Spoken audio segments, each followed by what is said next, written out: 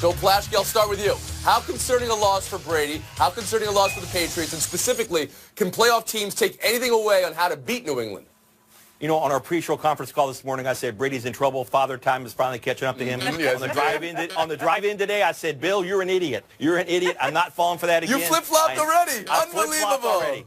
I am not doing it. Brady, you know, they're missing 6 starters. His QBR without Gronk and Edelman. Gronk was not there. Edelman, of course, been gone all year. When those two are gone, his QBR is 27 points less. He's lost 4 of his last 5 games in Miami. This stuff happens. Big Ben, threw 5 picks earlier this year? These things happen even to great quarterbacks. I'm not falling for it. Not this time. They got Pittsburgh next week. He has 27 touchdowns, I think 3 interceptions his career against Pittsburgh. I'm not falling for it. Incredible. Nope, you flip-flopped in a matter of an hour and a half. Hour and a half. The mute button was waiting for you. It's got your name written on it. You're still getting it. We'll move on. Woody Page, how about you? Bill, you should move closer to work and you wouldn't have been changing your mind. You were great on the conference call this morning. I agreed with you on the conference call this morning, if we're going to tell the truth, that it was a very, very disastrous evening for them. If you move forward, if they lose to Pittsburgh, as I believe they will, then they're not going to get the home field advantage. And I know, Tony, you said, oh, they went on the road. They didn't win on the road last night. Their first loss on the road. If they lose the next game, too, it's possible that Jacksonville would have the home field advantage over them. So when they've been in that situation before, it's been a real problem for them. Yes, teams are going to figure out how to play against them. When you can get to Brady, you create real problems for him. If you remember the Broncos, when at the height of their franchise, they were getting to him every year with Von Miller, and if teams will load up on him, he didn't have time to pass last night. And with 3 guys out on defense, Cutler had all night to pass, and that's why he did so well. Clinton Yates? Are we seriously going to be that worried about the Pats? This is effectively the Dolphins' Super Bowl. Of course. The Pats hadn't been trailing in a game in 290 minutes. You know how long that is? I mean, that is a long time. And so for me, with Gronkowski not being there, with the Pats in a situation where they obviously didn't have their best player, why would I be worried about it? They get him back next week. That offense is obviously going to kick back into gear. Brady's under 500 against them on the road in his career anyway. This was normal on some levels. I love that you asked, does anybody know how long 290 minutes is? Yes, it's 290 minutes, Clinton. Go ahead, Ramona Shelfer, please. Well, first of all, I talk to myself too, Bill. Don't feel bad about that all the time. I just don't. I don't feel bad. And just don't answer. First name. Nobody else will talk to you guys. But look, it's weird to see Tom Brady look human and look like every other quarterback. But there's a couple of things that we've learned by watching the NFL. Generally speaking, quarterbacks don't do as well when they're under pressure all night. Even Jay Cutler looked good last night because he was not under pressure because the Patriots are missing 3 other top defensive guys. I'm more concerned about the Patriots defense, obviously. You know, they lost Alan Branch to a knee injury again. They had Van Noy was out. When they don't have their guys able to rush and put pressure on a quarterback, anyone can look good. Jay Cutler had 112 QBR last night. Let's go back to Plaschke, see if he changes his mind again in the last 2 minutes. No. And you know what? Under Brady, the Pats are 40-11 after a loss. That's why don't fall for it. Don't fall for the thing that they're going to lose to Pittsburgh because of this. This means nothing. It's a big loss last night when you're watching it. But then if they do beat Pittsburgh next week, then it means absolutely nothing. So they're not going to. Derek Jeter was at the game last night. Did you guys see that? He's taking hits for being there and not at the winter meetings in Orlando. All the media he did after the Stanton trade via conference call. Owners, CEOs, don't typically attend these meetings. Clinton, you were at these meetings. How did Jeter at the football game look to you? It didn't look good, and I got to say, as a result of that, what Stanton had to say when he was there was all the more magnified. I mean, he really laid in to the Marlins, and that was something to me that was rather shocking. I mean, normally you hear about what happens when players have negotiations with different teams and so forth, but I actually felt bad for Giancarlo because he seemed like a guy who wanted to do better by an organization that wasn't going to do good by him, and he ripped Jeter as far as I'm concerned, and the vibe in the room was very much like, wow, is this guy going to be here to defend himself? And he wasn't. Ramona?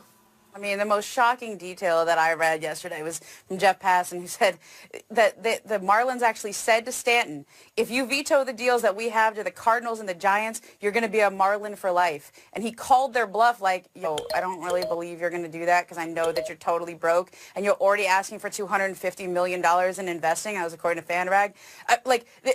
They shouldn't have been sold the team. They don't have enough money to run this organization. They don't have enough money, and you can't just charm your way through this. And I guess what's surprising to me about seeing him at the football game and not in Orlando at the Winter Meetings, Derek Jeter isn't very charming. I mean, that's the whole play here. He's supposed to be charming. That's supposed to carry you. Nothing he's done so far is charming. Bill Plaschke? They're paying him $5 million to be the CEO and the face of that team. He has to be there. He has to be accountable. And what's furthermore to see him at the football game means he has no clue that he's supposed to be accountable. And that's just stunning to me. No, this is on Jeter. He made the bad trade. He's the one to do it. And I love it when he said in his conference call that, it's so broke we have to fix it. But guess what? The Marlins weren't that broke. They won 77 games last year. They were flirting around 500 for a lot of the year. It wasn't that bad. He didn't need to do this, except, like Ramona said, they have no money. They never should have had the team in the first place. He doesn't deserve his job. He done a terrible If you said that at a conference call, Bill, maybe he'll flip-flop after it on the way to work. Woody Page, how about you? Yeah, his first moves are the worst moves possible for a guy that had such a long, distinguished career in baseball, and now he seems to be trying to ruin his reputation. Not going to Orlando was a Mickey Mouse move on his part. Going to a football game last night when he could have been there. All right. I see what you did. Yeah. The point is, though, that you are the people talk about, well, owners don't go. He's just this big owner of that team. He's the guy running the franchise. He should be there with all the general managers and executives, getting to know them. He's going to be dealing with them, we assume, for several more years. He should have been there to explain himself, and he wasn't. I thought it was a Bush League move on his part not to be. I have another hypothesis here. Again, not scientific law yet, but an hypothesis. Jeter was so overpraised as a player, I think we would all agree. He's being overripped as an executive. Because I think you could agree with him, Plaschke, at least a little bit, that the Marlins were the most broken of all franchises, so why not bust everything up? So if he's doing the exact opposite of everything else, then that can't be bad if originally it was terrible. Go ahead. Do not agree. Do not agree. No, they weren't that bad. They have a great manager down in Don Mattingly. They were close. They got great young outfielders. Now they're getting rid of all of them. No, it makes no sense. Clinton? Also, props to the Yankees here for pressing this really hard and actually being there, doing that signing with him in the building. It kind of tweaked him a little bit, and I like that in the context of drama. Woody? Well, Tony, they finished second behind the Nationals in the division, and they were still in the wild card race with about 2 weeks to go, and you blow it up, sending D. Gordon and Stanton now losing him. They're trying to get rid of everybody else and cut their payroll to about $57 million. You tell me that that's a smart move. But it wasn't viable. Did you sense that it was a viable franchise, that it was working that way? They did win 2 World Series over the last 20 years, which is more than I think Los Angeles or Washington or Colorado could speak to. But last to Ramona after the horn. Well, look, this is how you replenish your farm system. This trade for Stanton and the trade for D. Gordon, you're supposed to get prospects and players who can play there for the long haul, and Jeter should have known them. The Yankees did that with A-Rod when they traded for him, and Texas got Soriano in that deal. I mean, I think, but they didn't get any prospects. The one guy's in single A. He's like a rookie ball guy. Right. I mean, so everyone agrees it was a terrible trade. But the last point of this is we saw a process play out in the NBA, and it's never great to be the face of that process. I mean, we saw what happened in Philadelphia, but at some point, you got to see if it's going to work. It just takes years to do it. We'll move on. No suspensions from the end of Seahawks Jags. Let's talk about that. I had a whole panel yesterday wanting a game, maybe multiple games for Michael Bennett for the low blow that started the fight. Fight led to Quinton Jefferson versus fans. No NFL action there either. Woody, I'll start with you. What is the NFL saying in no punishment? It's saying that it doesn't know how to handle punishment. We see it over and over again. Gronk should have been suspended for 2 games, but I think they didn't want him out for the Pittsburgh game. In this case, Bennett has to be suspended for 1 game. That's an after-the-play call there. Richardson and Jefferson, I'm okay that they get heavy fines and a strong letter to follow, but Bennett was involved in this kind of melee at the end of the Super Bowl. If you remember the Michael Butler play, the interception, it's happened 3 other times. They have judged guys in the past based on their history, guys like Sue. And you say in this situation that we're not going to suspend him for a game on a play like that when he was trying to cripple the center? No, makes no sense whatsoever. It also said something about they think that they don't necessarily have a huge problem. That Richardson play was really scary to watch. A guy going up into the crowd, it's one thing to see that in the NBA, another thing to see that in the NHL for that matter. But imagine if a football player gets up into a crowd and starts, wailing on some guy. I mean, the fact that they didn't give him any punishment for that at all said a lot to me, and I don't know if that was the right decision. Jeff, Shelburne? Look, I heard Pete Carroll afterwards saying you comparing it to something that happened in 1978 that was called the Miracle at the Meadowlands, like that play where you try to swipe at the football in the victory formation. Like that's how long ago it's been since that play worked. And I know that Bennett's tried that a few times, and so he hasn't been suspended. At other times it hasn't gone as badly as it did this time. So maybe that's why it's some justification for not suspending him this time while we didn't do it last time. But either way, this is Pete Carroll gets his guys playing like this. Is how they go right up to the line, and they're saying if there's an inch of grass, we will defend that inch. I mean, he needs to get his guys to the point where they know how to rein that in, because it clearly hurts them year in and year out. Bill Plaschke. Yeah, this shows the NFL flip-flops more than I did today. You know, this after Bennett should have been suspended. Woody's exactly right. It happened after the play. The play was done. This is the same thing as those guys fighting on the field. Same thing as Gronk. The play was done, and he was still trying to, like, break the center's leg, it looked like. Yeah, I mean, it's stunning. They're so inconsistent with all this. I just don't understand it. Michael Bennett up for the Walter Payton Man of the Year award. Some were questioning that as well. That has something to do with it. Last thing, real quick. I was talking about this with yesterday's panel, so I'll ask you, Clinton and Ramona. The idea that baseball got rid of the intentional walk, they just have a sign now, they don't have to go through the motion. Should football maybe think about the victory formation? If half the league thinks you can't play physical and play the play like you normally would, and the other half is trying to, do something, should they just get rid of it? Clinton, first? I'd get rid of it, yeah. I mean, it's a dangerous game. There's no need to add extra plays to the thing. Ramona? No way. That's like when they still want to get rid of field goals or extra points. You got to play the game. Well, they consider getting rid of extra points. They made it more difficult. I'd do that too. Yeah. But if it's just a guy kneeling, okay. We're going to take a break right here. No way yesterday. I'll say no way again today.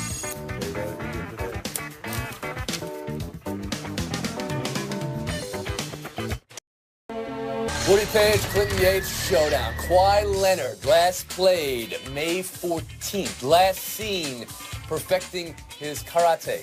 Spurs 19-8 without him. He's playing tonight versus Dallas. What's a fair expectation for Leonard, Woodrow? Well, he's been working out with Tim Duncan and Tony Parker. I think he's ready to go, and they've done a nice job without him, 19-8. But I expect a triple-double from him, 11 rebounds, 24 points, and I think he'll get 10 assists. I don't think he'll play nearly enough time to do that. We're talking about a guy that couldn't come back from injury nearly as well as Tony Parker, the guy he's training with, could. You don't play him that long. He's a two-time Defensive Player of the Year. You make sure he's got his legs under him. Yeah. Oh, well rested. Points going to Clinton Yates. But if he does have a triple-double, Woody, I think we'll double down and give you a triple-double points next time you're on. Showdown 2, we have a new sports statue. Are you ready? Diego Maradona. On the scale of Bobby Orr, Michael Jordan, Shaq, Andy Murray, Ronaldo, where is this Maradona, Clinton? This is just off the medal stand for me. Shaq is a great one because it's an action shot.